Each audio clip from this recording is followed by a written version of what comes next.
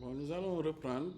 Je pense tout à l'heure, j'avais oublié de vous montrer le déploiement de l'application, des autres versions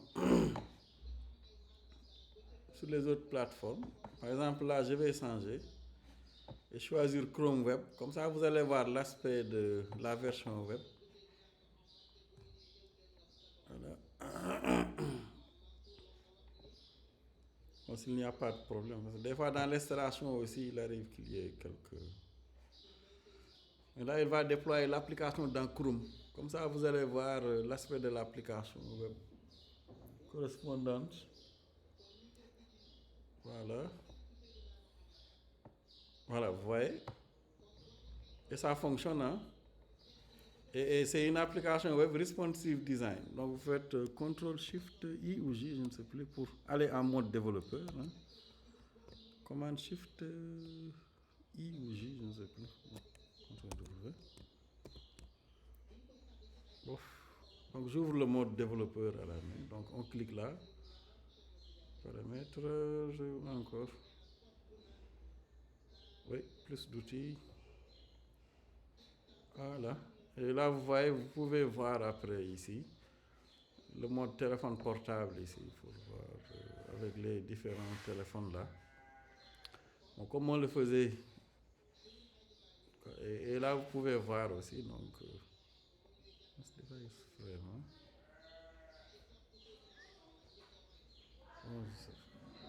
Je voulais afficher les contours. Peut-être que ça ne se fait pas dans Mac.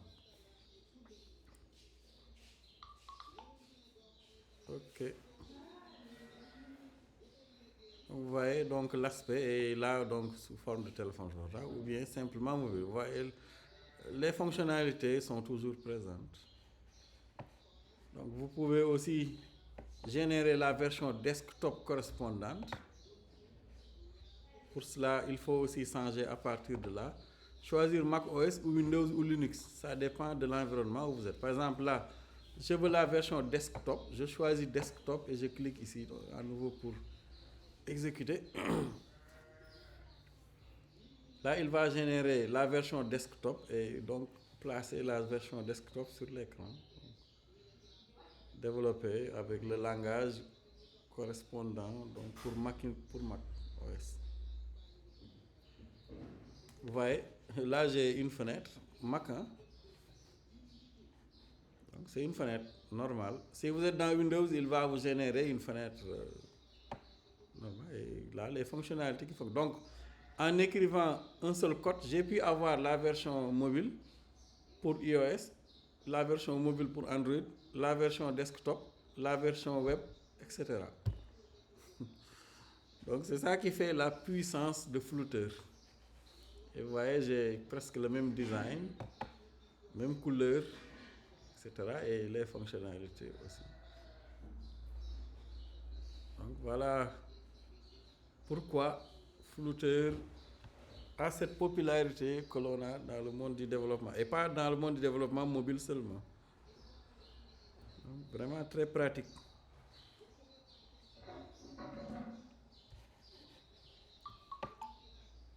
Voilà.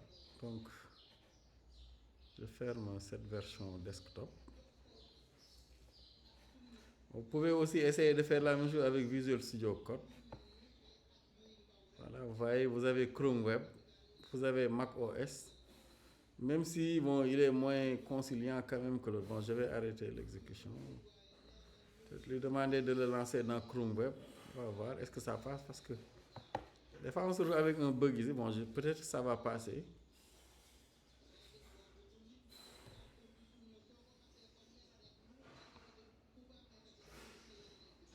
Voilà, donc heureusement, bon, je pense que ça semble passer. Bon, on attend l'affichage. Voilà, c'est bon. Vous voyez, donc on a la version. Ouais.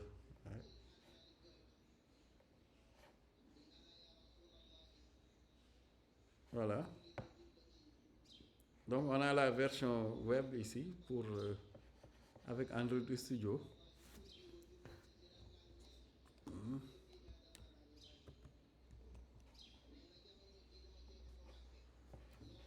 Ok. on peut aussi avoir la version aussi donc desktop. Donc vous utilisez Visual Studio Code ou Android Studio, donc vous avez accès aux mêmes fonctions. Donc vous n'êtes pas, si vous avez des difficultés avec les émulateurs aussi, donc vous pouvez choisir Chrome Web ou bien la version desktop en fonction de votre ordinateur, même desktop, donc là aussi.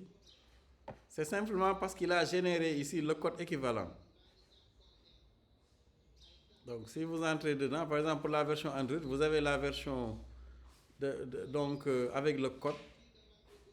Donc si vous regardez dans le main, donc vous avez les fichiers REST là, avec le manifeste qui est là, qui est présent, qui a été donc généré automatiquement. Là, vous avez aussi donc dans Kotlin le fichier main.activity. Ok, donc le code est généré automatiquement. Donc voilà pour la fenêtre desktop de Macintosh qui est générée. Donc là aussi, c'est parce qu'il y a un dossier.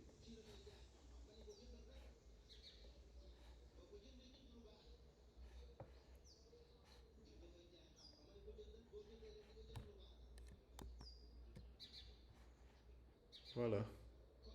Donc avec Android Studio, donc vous pouvez tester les différents. Bon, vous pouvez, je pense qu'il vous offre aussi la possibilité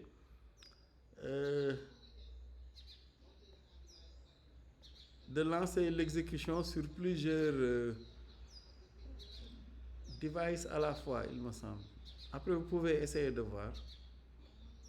Mais vous avez cette possibilité-là d'exécuter en même temps sur plusieurs périphériques.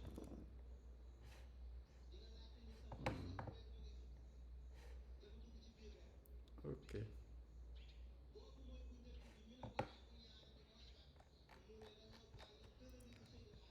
Ok, maintenant nous allons continuer avec l'initiation au langage de programmation Dart. Donc comme nous l'avons vu, Dart est un langage de programmation orienté objet. Donc multiplateforme, parce que c'est ce qu'il y a derrière aussi. C'est ce que nous utilisons pour l'écriture du code pour Flutter et qui permet donc de générer des applications pour presque l'ensemble des plateformes. Donc il a été influencé par les langages de base comme le C, le C++, C Sharp, Java, etc. Bon. Ce qui fait que la syntaxe, comme vous allez la voir, est quasiment proche de ce que vous connaissez déjà. Donc, le code aussi est compilé AOT, ahead of time, c'est pourquoi c'est rapide et qui permet de générer une application native Android ou iOS. Voilà. Bon, les interfaces aussi utilisateurs sont dessinées en utilisant Skia. Vous pouvez faire une recherche dessus. Voilà, donc un des principaux avantages désignés avec Skia est que l'interface utilisateur sera identique aussi bien sur Android que sur iOS. Après, vous pouvez regarder les spécificités de Skia. Donc, vous pouvez aussi aller dans Dart Dev. Là-bas, vous pouvez retrouver, comme nous l'avons vu, des tutos, etc. Alors, pour l'étude du langage, comme d'habitude, il y a différentes parties. Donc, nous allons voir les variables et les types, les structures de contrôle également. Nous allons aussi voir une partie sur les collections, les fonctions et donc enfin la programmation orientée objet et je pense un chapitre que j'ai nommé complément, donc qui ne se trouve pas ici sur le menu.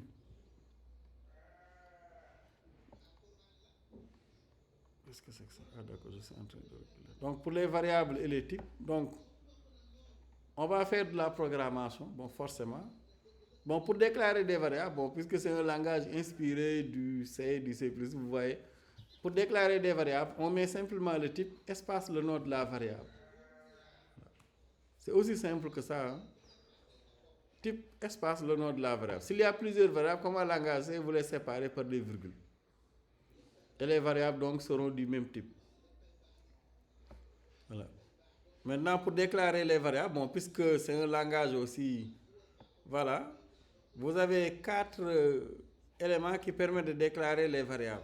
Donc, vous avez le type dynamique, vous avez aussi des variables qui sont déclarées avec var, donc comme ce sont des variables, la const pour des constantes et final pour des fixées comme une valeur finale que l'on ne pourra pas modifier.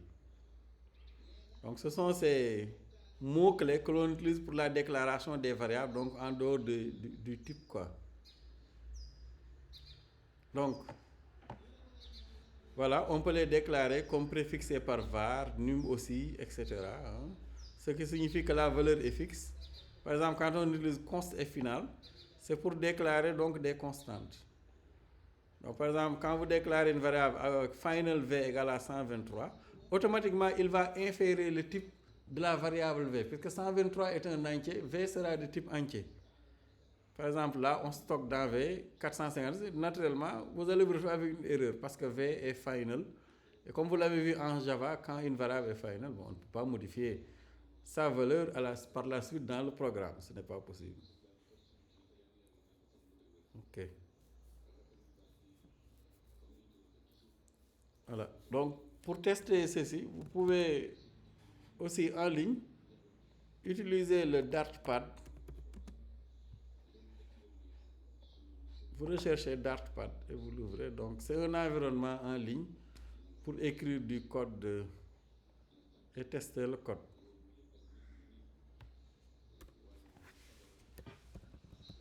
Par exemple, ici, je déclare une variable, final var est égal à. Voilà, donc par la suite, si vous voulez mettre une autre valeur dans val, naturellement, vous vous retrouvez avec une erreur. Vous voyez ici, donc, il vous dit que line 2, the value of the local variable val isn't used. Bon. The final variable can only be set once. Donc, vous ne pouvez pas réaffecter à une variable finale une autre valeur. OK. Donc, nous avons aussi le type dynamique. Donc, c'est un type qui est assez particulier, hein, puisqu'il permet de déclarer des variables, mais la seule particularité, c'est que quand vous déclarez une variable avec le type dynamique, vous pouvez y mettre tout ce que vous voulez. Ça, contrairement aussi aux règles que l'on a en Java ou en C, parce que quand vous déclarez une variable comme de type entier, la variable ne pourra mémoriser que des valeurs entières. Mais avec le type dynamique, si vous déclarez une variable de type dynamique, donc la variable elle est dynamique, vous pouvez mettre un entier, vous pouvez mettre une chaîne de carrés, vous pouvez mettre un tableau, vous pouvez mettre n'importe quel élément, un objet. Ça passe. Donc dynamique. Donc par exemple ici, si je déclare la variable dynamique, val2, on peut mettre dans val2 un entier. On peut aussi mettre dans la variable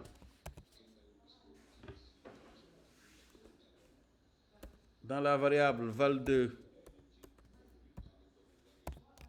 une chaîne de caractères.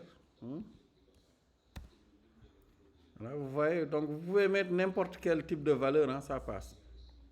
Donc par exemple, je vais mettre un booléen, true. Vous voyez, ça passe. On peut mettre, je ne sais pas, une valeur décimale, etc. Donc, c'est un type fourre-tout. Donc, vous pouvez aussi mettre un tableau, ça passe aussi. Bon, où sont les symboles encore ici pour les crochets de tableau.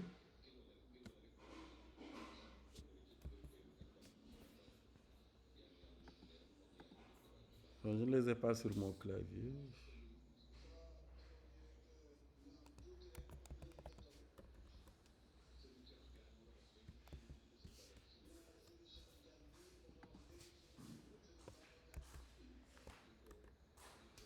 Voilà, bon, je n'ai pas les symboles de crochet pour les tableaux. Je ne sais pas comment est-ce qu'on les retrouve ici. Mais vous pouvez mettre n'importe quel type dedans. C'est juste pour vous montrer ça. Et ça passe, hein.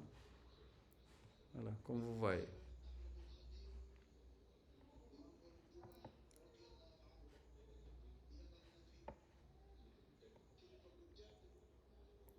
Voilà.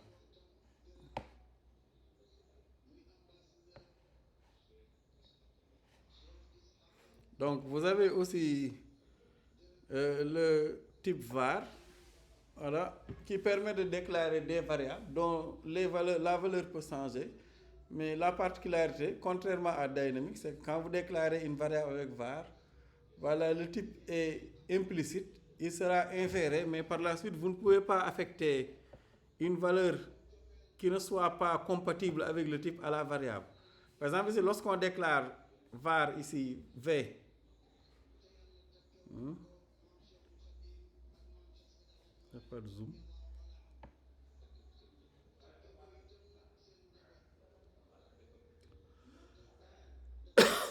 Ok. Donc, lorsqu'on déclare ici la variable v comme ayant la valeur 123, on peut affecter à nouveau à la variable v une autre valeur, mais pas une chaîne de caractères. C'est parce qu'ici, par défaut, puisque v égale à 123, donc le type sera automatiquement inféré pour dire que v est de type entier. Maintenant, bon, vous pouvez aussi déclarer une variable en mettant explicitement le type. Dans ce cas, vous n'avez pas besoin de l'initialiser à la déclaration. Pour cela, vous avez les types numériques comme int, double et num, en général pour les valeurs numériques. Vous avez pour les chaînes de caractères, comme en langage C, le type string, en Java plutôt. Vous avez aussi bool pour les valeurs booléennes. Vous avez aussi les collections avec list, map et set. Maintenant, bon, à chacun de ces types est associé un ensemble de fonctions prédéfinies que vous pouvez retrouver dans la documentation officielle, comme les fonctions pour mettre en majuscule, en minuscule, pour repérer la première position dans une chaîne de caractères, etc., qui sont associés au type string. Pour les listes, les maps et les sets également. Donc vous avez un exemple ici où une variable val est déclarée avec la valeur ici 10. Ensuite, nous avons deux autres variables. Donc une variable val2 ici, vous voyez, de type double, val3 de type booléen, et ici deux variables de type chaîne de caractères, val4 et val5. Donc que l'on a affiché ici, et donc vous avez l'affichage que vous avez en bas. Donc quand une variable ne contient rien du tout, si vous l'affichez, il contient naturellement la valeur nulle.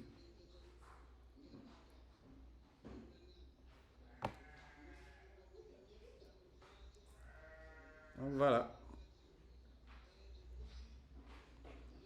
Vous pouvez déclarer une variable donc explicitement, de manière explicite avec son type, donc avec un type explicite. Dans ce cas, vous mettez le type espace, le nom de la variable, et vous pouvez ne pas l'initialiser. Si vous ne l'initialisez pas, c'est la valeur nulle qui sera dedans. Sinon aussi, vous pouvez déclarer une variable en utilisant soit const, dynamique ou var. Voilà, ce qu'on a vu tout à l'heure. Ou final. Et dans ce cas, le type de la variable sera inféré en valeur de la valeur, en fonction pardon, de la valeur d'initialisation du variable. Et ça, vous devez obligatoirement initialiser la variable au départ. Donc pour les opérateurs aussi, ce sont les mêmes que vous connaissez déjà. Il n'y a rien de nouveau. Bon, peut-être les opérateurs conditionnels. Donc c'est plus, moins pour l'incrémentation et la décrémentation. Vous avez les opérateurs binaires, plus, moins, multiplier, diviser, et l'opérateur modulo également, hein, ici. Vous avez aussi l'opérateur bit à bit, les opérateurs bit à bit comme le tilde là. Vous avez aussi le et commercial, hein, etc. Tout ça, ce sont donc ces variables. Donc vous avez aussi les opérateurs de comparaison, donc vous avez les opérateurs de comparaison avec la double égalité, la différence, point d'exclamation égale, inférieur, supérieur, supérieur égal, inférieur égal. Les opérateurs logiques, les mêmes, hein, donc le et, le ou et l'inverseur logique, point d'exclamation. Et enfin, peut-être les opérateurs conditionnels, bon, pour ceux qui peut-être n'ont jamais fait le cours avec TypeScript ou l'autre, qui peuvent être les nouveaux opérateurs, mais bon, qui sont assez simples. Hein. Alors, donc, pour les opérateurs là que vous ne connaîtrez pas. Donc vous avez l'opérateur conditionnel double point d'interrogation. Hein. Voilà, donc Dart propose des opérateurs pour traiter les valeurs qui peuvent. C'est pour traiter les valeurs qui peuvent être nulles. Par exemple, là, on déclare A. A peut être nul ici, étant nul au départ. On lui demande seulement d'affecter à A la valeur 3 si A est nul. Et d'affecter à A la valeur 5 si A est nul. Ce qui veut dire qu'ici, à partir de la ligne numéro 2, A n'étant plus nul, A contient 3. Et donc là, quand vous lui demandez d'afficher dans A 5, il ne va pas le faire. Donc c'est quasiment l'expression conditionnelle, plutôt, oui, l'expression, oui, if, qu'on a utilisée de manière implicite. C'est comme si on avait le code if A égale à nul, alors A égale à 3. Donc, else, on ne fait rien du tout. C'est simplement ça. If A égale à nul, A égale à 5, sinon A égale à... Bon, on ne met rien dans A. Donc, double point d'interrogation, et qui peut aussi servir à autre chose. Exemple ici, je déclare une variable A, bon, cela peut être aussi d'un autre type. Et donc là, on dit que A, égale à 5, par exemple.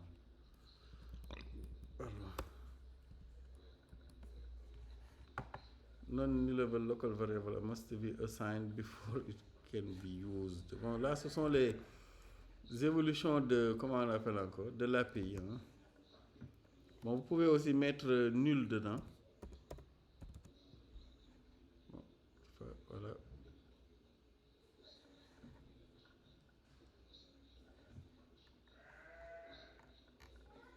Bon, ce sont les mêmes difficultés que je rencontre là-bas avec TypeScript, puisque, comment dirais-je,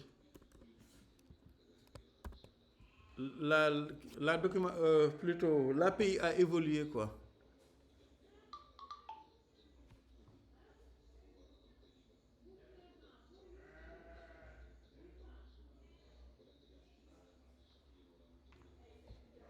Voilà, j'affiche A.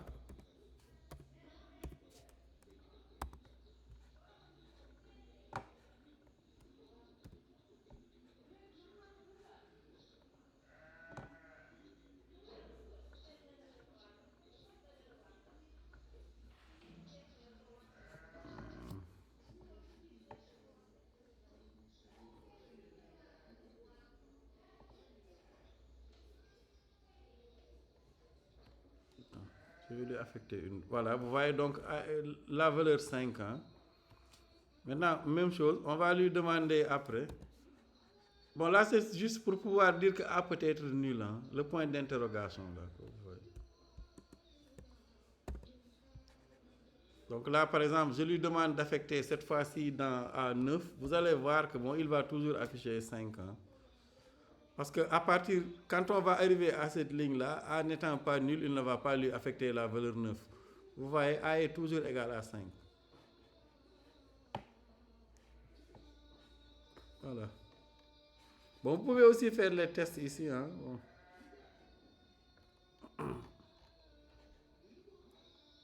Donc, vous pouvez aussi faire les tests, mais dans ce cas, bon, il va vous afficher les éléments au niveau de la console. Bon, c'est juste pour ne pas avancer sur la partie flouteur que j'utilise Dartpad ici, mais vous pouvez aussi, c'est beaucoup plus commode peut-être ici dans Visual Studio Code, dans Android Studio.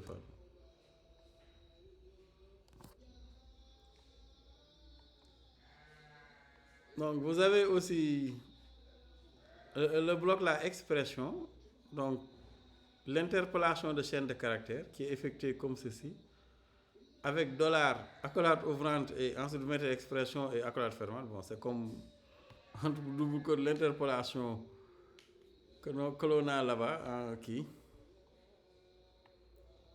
Donc avec, comment on appelle encore, avec TypeScript. Mais c'est simplement pour, mais sauf que dans TypeScript, c'est double accolade ouvrante et double accolade fermante. Donc c'est juste pour pouvoir mettre une expression qui sera évaluée pour afficher une valeur. Donc vous mettez $, accolade ouvrante, et l'expression que vous souhaitez évaluer. Par exemple ici, bon, je ne sais pas, est-ce qu'il... Donc print, voilà, accolade ouvrante.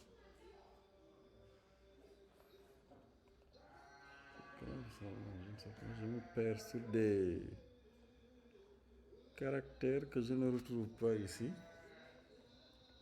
sur le clavier. Bon, je vais utiliser le clavier visuel parce que...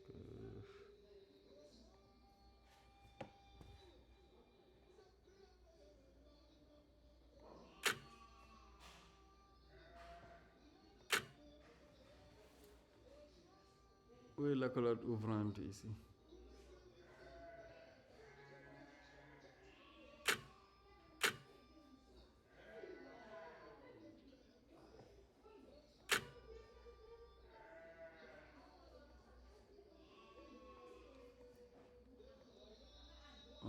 C'est comme ça, quand on est nouveau dans un système d'exploitation, on se met à rechercher des éléments que l'on écrivait facilement.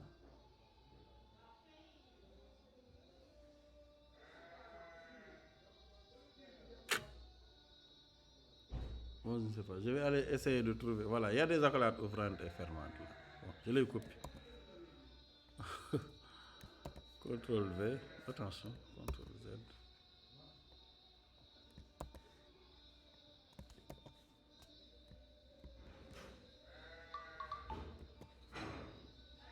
Voilà, CTRL V.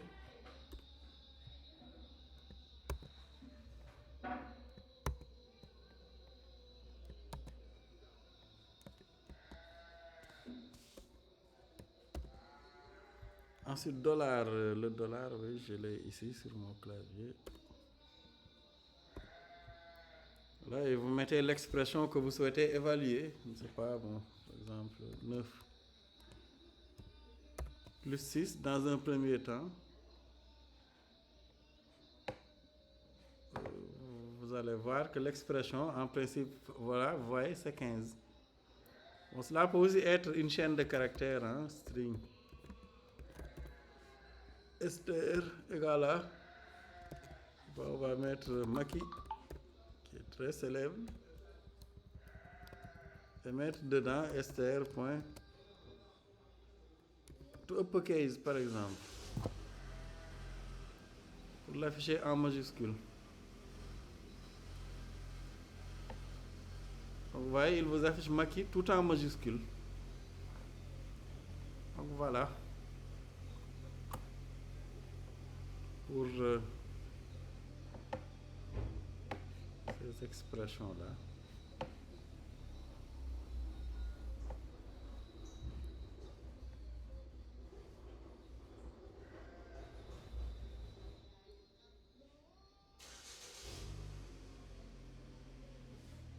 Donc, voilà, donc vous pouvez aussi, bon, ça c'est la même chose quasiment ce qu'on avait de l'autre côté. Mais seulement ici, il va évaluer les deux expressions. Si l'expression 1 est nulle, donc c'est l'expression 2 qui sera renvoyée. Et si l'expression 1 est différente de 0, donc il va renvoyer l'expression 1. Donc, c'est une évaluation hein, avec l'opérateur conditionnel. Donc là aussi, qui peut être utilisé. Donc vous avez un exemple ici où A égale à 5, B égale à 7. On lui demande de mettre dans D A plus B si jamais D est nul. Et effectivement, D est nul. Bon, dans la nouvelle version avec la doc, il faut mettre un point d'interrogation avant D, sinon il ne va pas accepter. Ensuite, on met dans D A moins B et là, la valeur ne sera pas assignée. Bon, vous pouvez le tester pour voir. Après.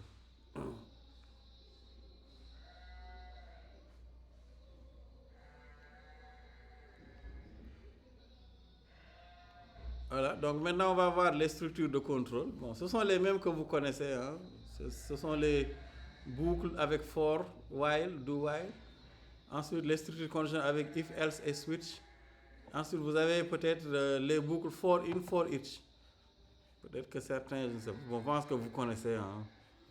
Et l'Elvis operator, qui est l'expression conditionnelle réduite. Donc, pour la structure conditionnelle, bon, elle est pareille, il n'y a rien de nouveau. C'est if et else. Donc, if condition, action. Sinon, vous pouvez aussi utiliser un sinon si, etc. Donc, cela marche de la même manière que ce que vous avez vu depuis Algo 1. Donc, pour le switch aussi case, même chose, hein, ça, même si je n'ai pas mis un exemple, c'est switch condition, case, action, et ensuite les breaks à ne pas oublier de mettre. Voilà, comme ici. Ensuite, vous avez un default. Pour l'expression conditionnelle réduite, ou Elvis operator, cela fonctionne de la même manière. Hein. Vous mettez la condition, point d'exclamation. Ensuite, expression si vrai, deux points, expression si c'est faux. Donc, rien de nouveau. Pour les structures de contrôle, voilà. Donc, pour les structures répétitives aussi, on a la boucle for classique avec ici où vous pouvez.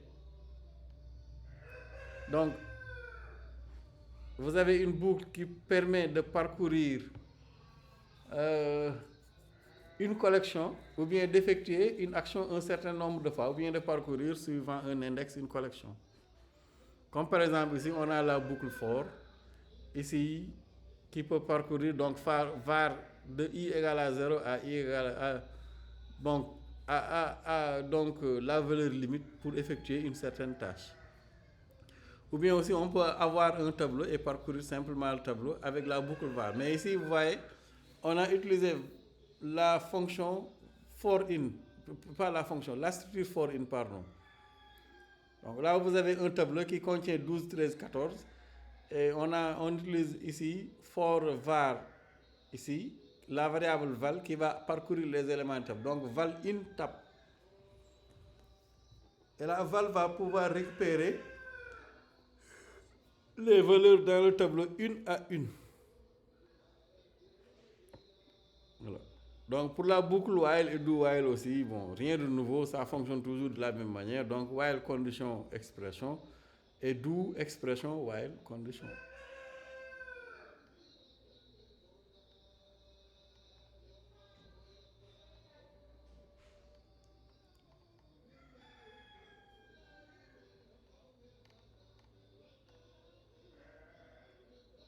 Donc voilà pour les structures conditionnelles. Bon, je sais pas, c'est pas la peine de traîner sur ça. De toute façon, vous connaissez déjà.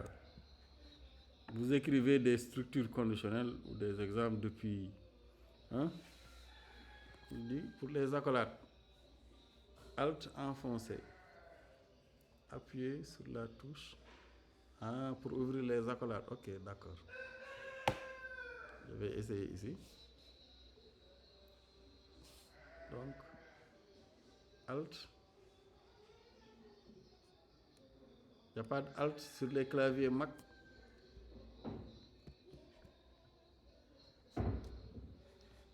Ah bien, c'est l'autre touche que tu appelles Alt, quoi.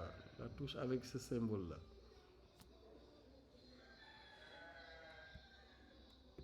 Ah, ok, il a raison.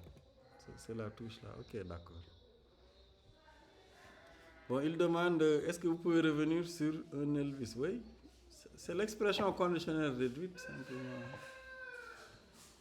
Par exemple, ici, on peut voir est-ce que A modulo 2 égale 0. Ça, vous le faites depuis le langage C en principe. Par exemple, ici, print. Par exemple, ici, A, bon, concaténation, expression.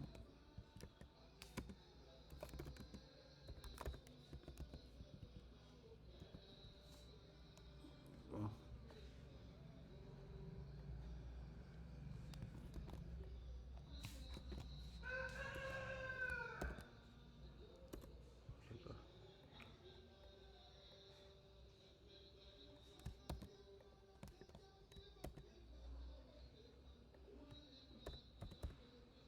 Par exemple, là, A est impair.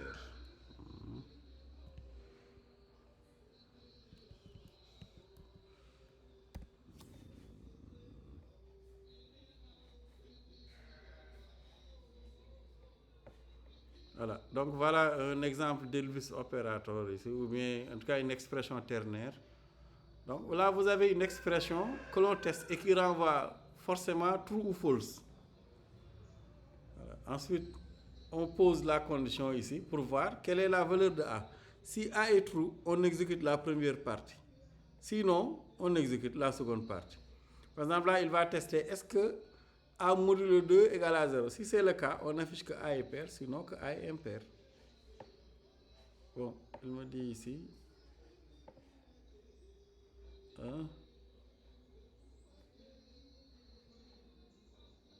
operand of null where has type which exclude null.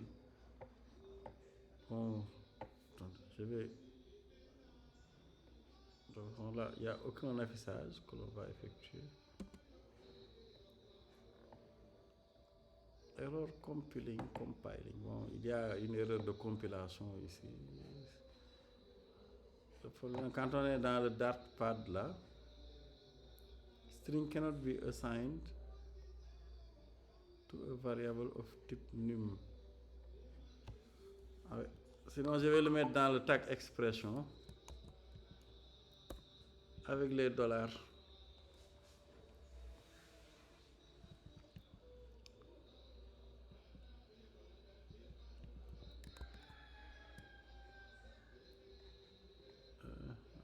C'est ce que je vous retrouve ici. Ok, d'accord. Donc, $A.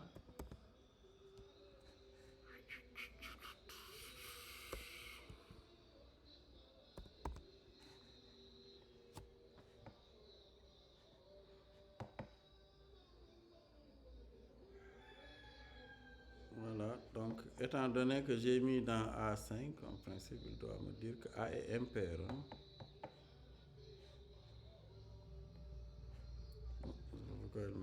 Voilà, vous voyez, donc ici 5 est impair parce que bon, c'est 5 qu'il y a dans A. Si je mets une valeur paire, par exemple, au lieu de 5, je mets 50. Donc en principe, il doit m'afficher que 50 est pair. Voilà, donc c'est ça. Bon, on l'appelle aussi Elvis opérateur, hein, ou bien expression conditionnelle réduite. Donc en 3 parties. Condition, ensuite expression si vrai, 2 points expression si faux. Donc voilà.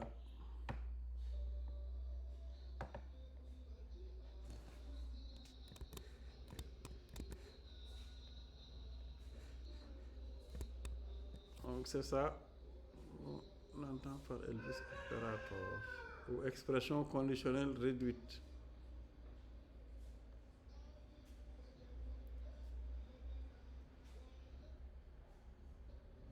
Donc pour les collections, il y en a 3 types. Hein. Vous avez les listes, les sets et les maps que vous connaissez déjà.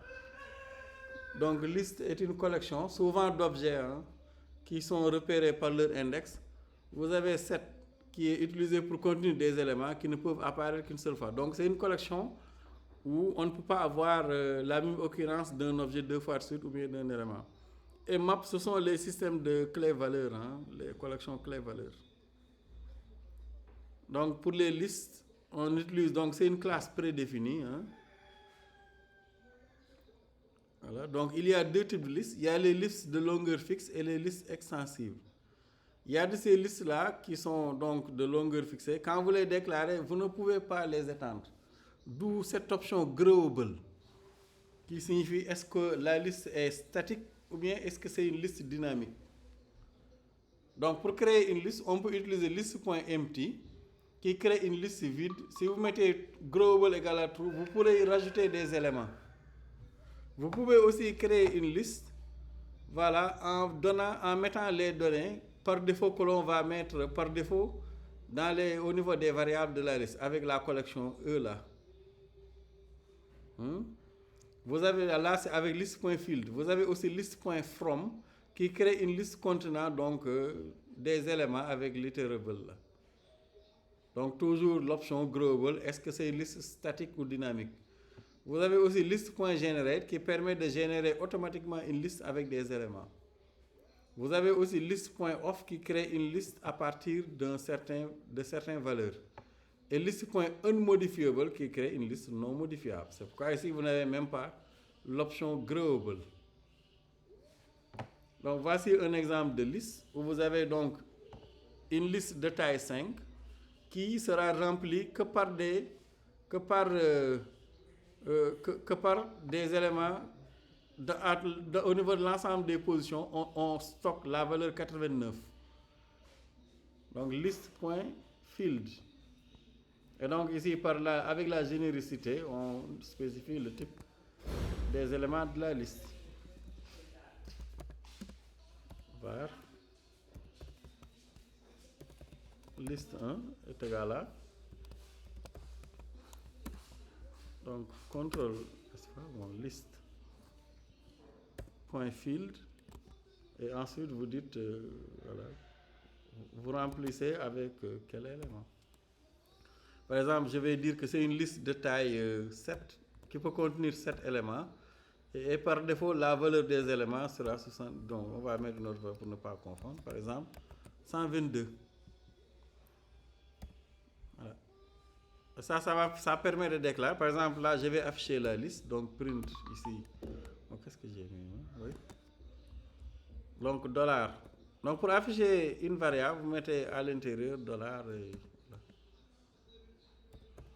le nom de votre variable pour pouvoir l'afficher. Bon, s'il n'y a pas d'erreur, il va nous afficher. Bon, sauf qu'il détecte, il dit compiling sound, je sais pas quoi, $. Ah oui, je me suis trompé sur le nom de la liste. Le nom de la variable. Bon, ici, il n'y a pas de complétion sur le nom de variable. Bon, je copie le même nom.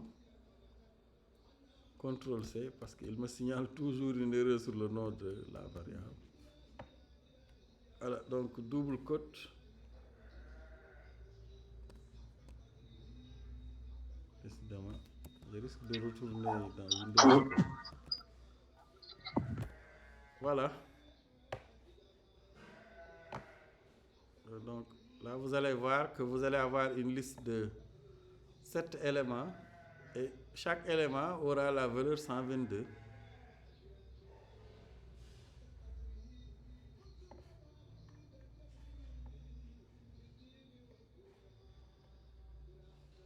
Voilà, donc vous voyez 1, 2, 3, 4, 5, 6, 7. Voilà. Et donc vous pouvez aussi modifier une position de la liste. Donc liste de, par exemple, à la position, voilà, on s'est trompé encore sur les touches. Bon, je ne sais pas comment est-ce qu'on obtient les crochets encore. Ah, je vais copier le...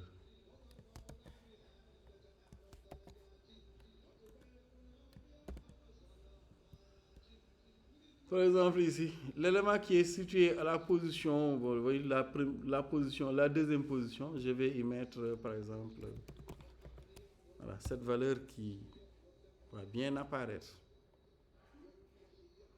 Et vous allez voir que l'élément qui sera maintenant à la position 2 voilà, n'est plus égal à 122 mais 45, 56.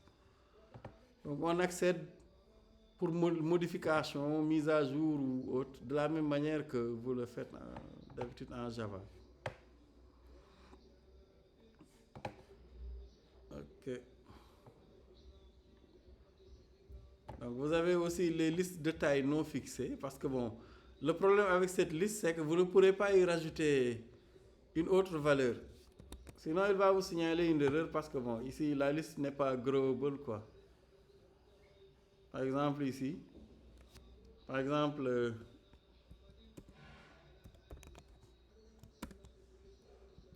list.add, par exemple, je rajoute, oups.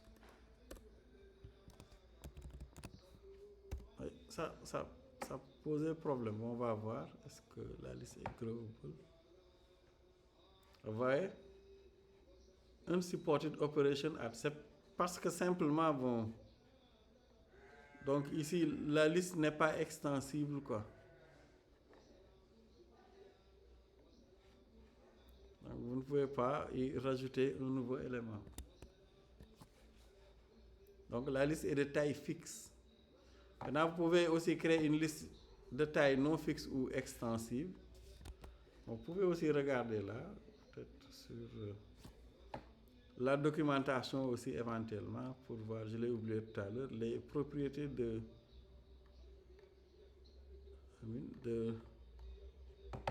donc la librairie, pour voir les détails sur ces classes-là et ces fonctions.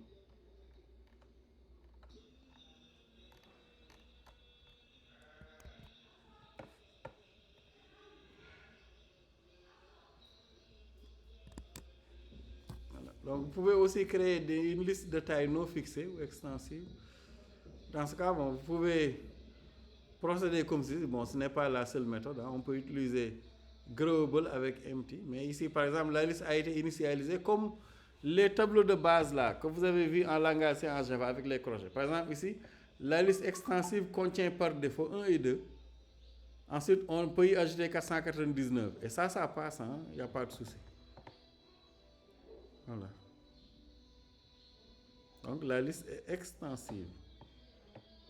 Donc avec at. Mais bon, on ne peut pas rajouter d'éléments en utilisant, je pense. Bon, essayez, je ne sais pas pourquoi j'ai mis erreur. Peut-être que c'était un autre type de liste.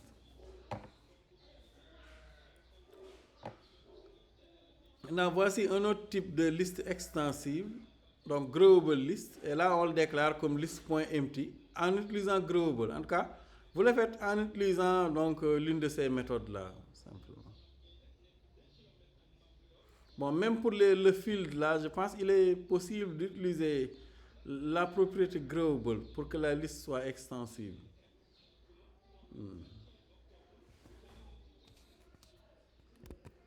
Maintenant, je ne sais pas, peut-être c'est là où j'ai des doutes. Est-ce que vous pouvez après regarder avec la documentation? Voilà, donc on peut l'étendre. Hein. Dans ce cas, vous rajoutez la propriété growable 2.true. Et dans ce cas, je pense que bon, on n'aura plus cette erreur-là pour vous voyez, maintenant 1, 2, 3, 4, 5, 6, 7, 8 éléments. Donc c'est bon. Donc sur l'ensemble des constructeurs, il suffit d'utiliser la propriété growable. Bon, les propriétés, c'est comme ça qu'on les spécifie, hein, dans... Voilà, c'est comme des maps, hein, dans l'autre là, comment ça s'appelle encore? Dans Dart. Vous mettez la propriété 2 points sa valeur, growable true. Et pas comme ça true. Ça ne passe pas. Oui, ça ne passe pas. Growable true.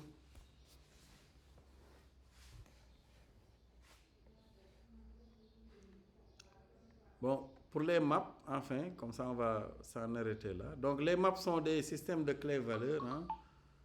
Ce sont les cartes clés-valeurs qui permettent de mémoriser dans une variable de type clé-valeur un ensemble d'éléments qui sont repérés par leur clé. Maintenant, il y a deux manières de déclarer une carte clé-valeur, soit en utilisant des littéraux ou bien en utilisant un constructeur. Donc, ce sont les deux approches. Par exemple, ici, on l'a déclaré en utilisant des littéraux. Vous voyez, on a une variable var ici, information, égale username, OSAL, password et le mot de passe. Et donc, après, on peut modifier les informations, donc, voilà, ou rajouter d'autres informations. Par exemple, ici, on a rajouté la clé UID, comme pour les tableaux associatifs, égale à donc U1001. Vous pouvez aussi donc utiliser l'opérateur new aussi pour déclarer donc un map. Dans ce cas, on déclare plutôt la variable map égale new map. Après, il va falloir utiliser le système comme les tableaux associatifs pour pouvoir rajouter les clés et leurs valeurs. Bon voilà, je pense qu'on va s'en arrêter là. Continuez la prochaine fois avec les fonctions et la programmation objet, Inch'Allah, pour en terminer avec voilà, ce cours-là. Bon, n'hésitez pas si vous avez des questions aussi. On peut revenir aussi après sur ces différentes parties, mais qui ne sont pas compliquées quand même.